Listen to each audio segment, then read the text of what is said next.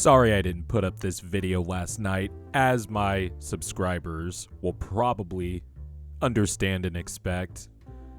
I probably wasn't in the best mood to objectively react to really what was two incredible games. And, by halftime of the Lakers game, the funk you get when you see your team lose in devastating fashion, that wore off by halftime. It was still a great game, the Lakers-Nuggets in the first half, but what a doubleheader last night. We got to start with the craziest game, which was, unfortunately for me, Knicks-Sixers. And look, I'll just say this about the officiating. The Sixers should not have lost this game. The Knicks absolutely deserved to win this game, even though I thought the refs blew two calls or didn't call multiple fouls on Maxey. Didn't see Nick Nurse throwing the timeout. Whether the ref saw him or whether Nick Nurse looked like he pump faked a timeout, which I don't see that in the video. Nick Nurse, to me, was clearly calling timeout before the ball was even inbounded and kept trying to call a timeout. But Courtney Kirkland and John Goble were just fucking ridiculous for both teams yesterday. I don't know why the NBA continues to have these type of refs reffing big games. It's fucking ridiculous. But regardless, this Knicks team is tough and gritty, man. One of my friends who got into basketball about 12 years ago, then kind of stopped watching. He became a Knicks fan, and the only good team he saw during his time watching basketball was the Carmelo Knicks. And I've been trying to tell him to tap back in with the Knicks because this team is going to be good for a long time. And the crazy thing is, Jalen Brunson, I think, is shooting 15 of 55 in this series. And you would think the Sixers would be easily up 2-0, but they're not. Josh Hart is never going to be taken out of a game again. Tom Thibodeau just thinks the Knicks are going to lose if Josh Hart even sits for a single second.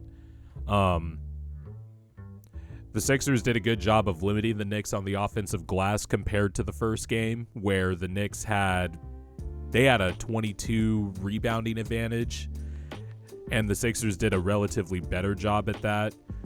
Really sucks that Embiid just has 1.5 quarters of a functional legs, because the fact that he can still put up 34, 11, and 6 while clearly not 100% is insane.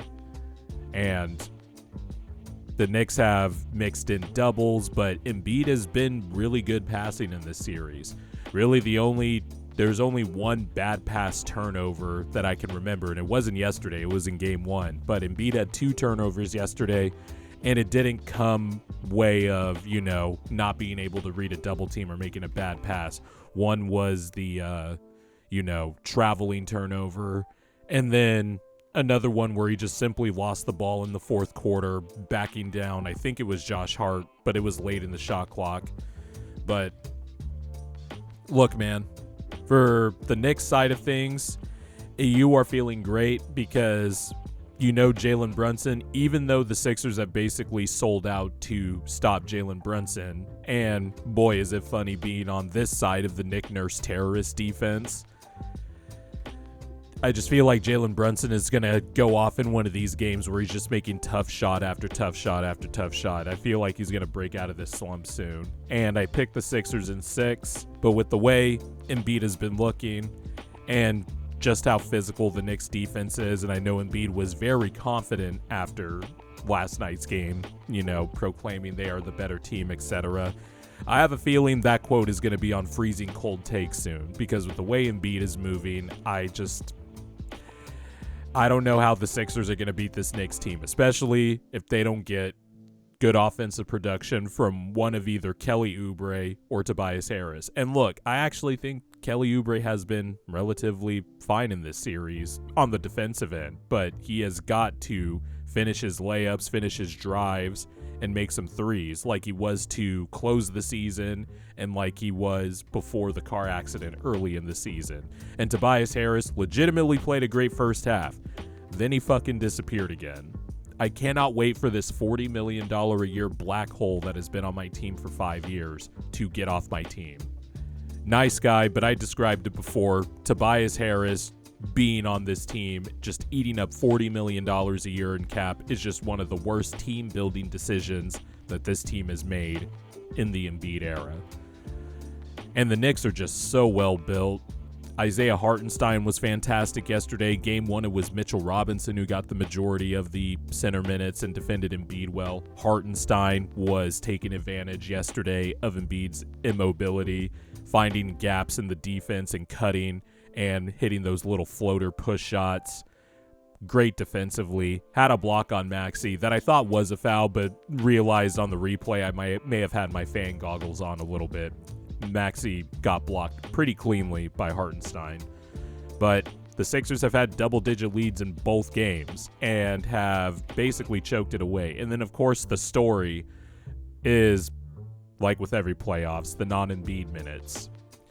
Not as bad as in Game 1 where they were a minus 21 in 11 minutes. They were a lot better yesterday, but it's got to be the offensive rebounding and the non-Embiid minutes. If the Sixers can't figure those things out, and if Embiid, it just really depends on how his knee feels. And that kind of sucks to be beholden to that.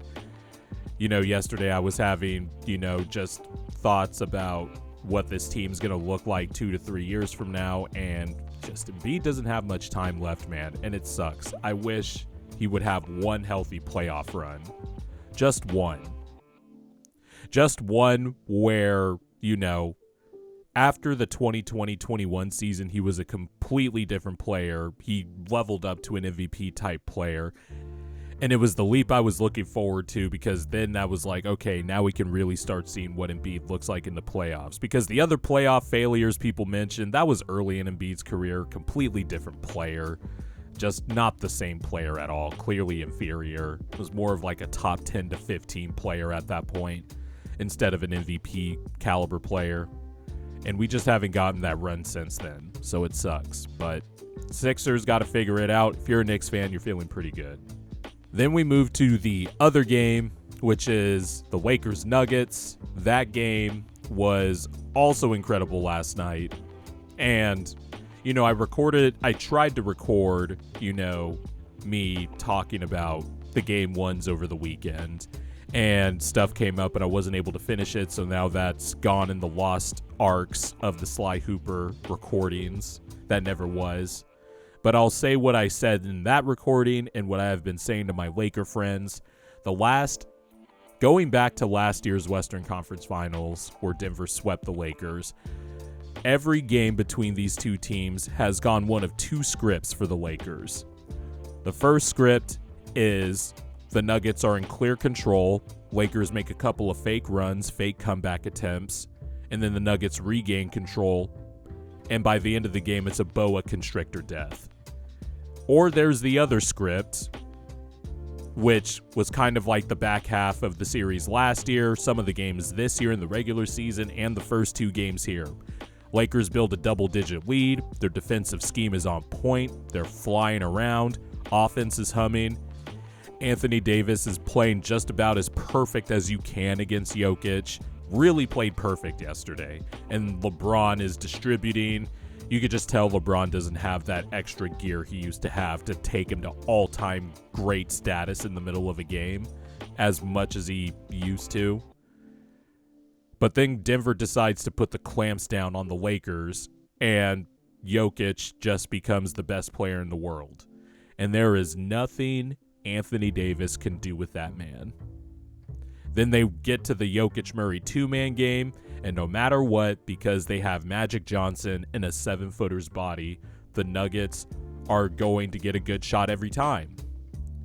If all else fails, they could just lean back on the Jokic-Murray two-man game, which then flows into a Jokic-Murray pick and roll, and then Jokic gets the ball on the roll and then lobs it up to Aaron Gordon, or Michael Porter Jr. gets a 3 on the weak side corner, or Kentavious Caldwell-Pope gets a spot-up 3 on the wing.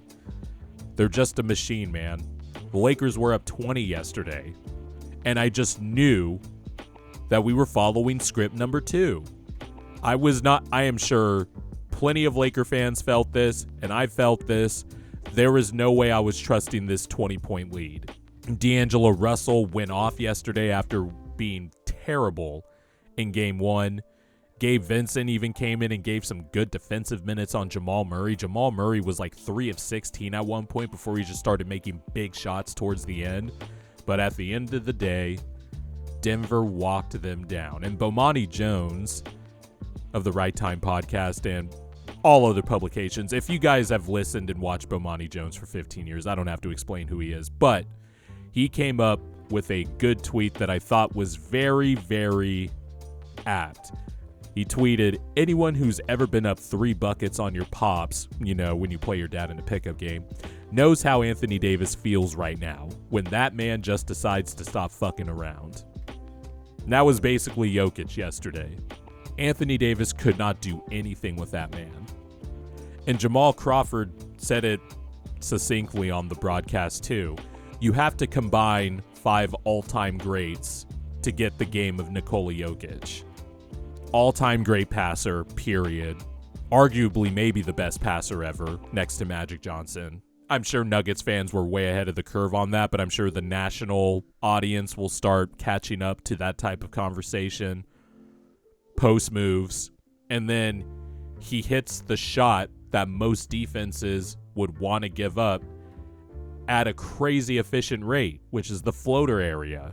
So not only is this guy an unstoppable scorer, an elite rebounder, an all-time great passer, also over the last, basically since the bubble, or a little bit before that, has become a really good defender.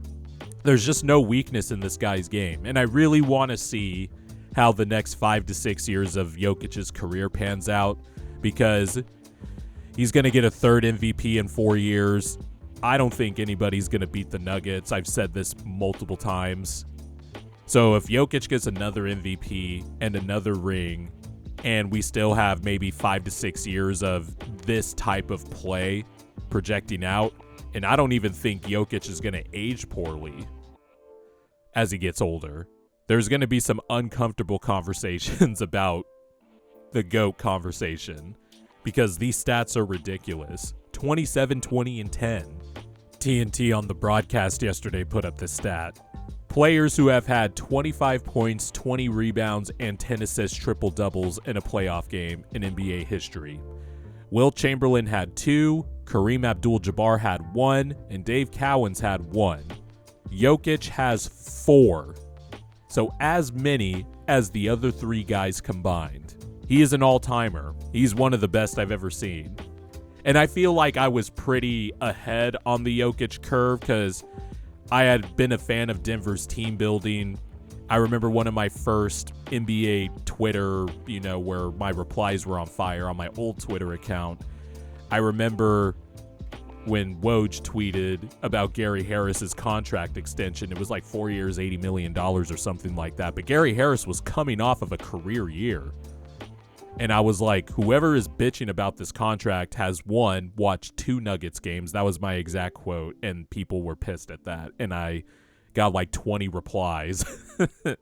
and then I was like, 2, they don't understand the CBA. And, this is basically new money. And it's not, the sticker shock of the per year value might be big, but it's not really that big because the salary cap kept rising. And just how they built this team out, I felt like I was pretty ahead on the curve of Jokic is going to be good, and then by the bubble season, I was like, this guy is absolutely a tier 1 franchise player. You can win a championship with this guy as the best player on your team, and even I undersold that. Really, unless you're from Denver, even the most optimistic Jokic guy from the outside, you probably underestimated just how good this guy is. He's an all-timer.